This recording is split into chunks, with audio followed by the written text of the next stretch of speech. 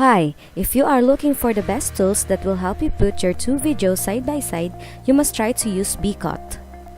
BCut is a video editor that supports video ratios such as 4:3, 16:9, 1:1, 9:16, and 3:4.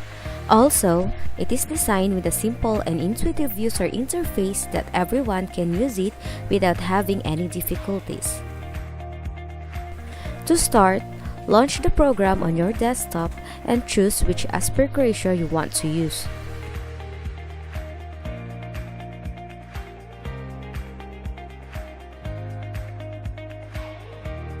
Click Import File to add video file that you need. Drag the two videos into the timeline and arrange it according to your choice. Also, you can edit your video by adding overlays, filters, text, transitions, and elements. Once done, click the Export button to save the video on your computer.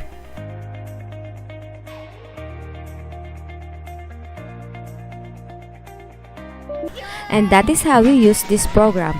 For more information, don't hesitate to visit the program's official website at www.bcut.com.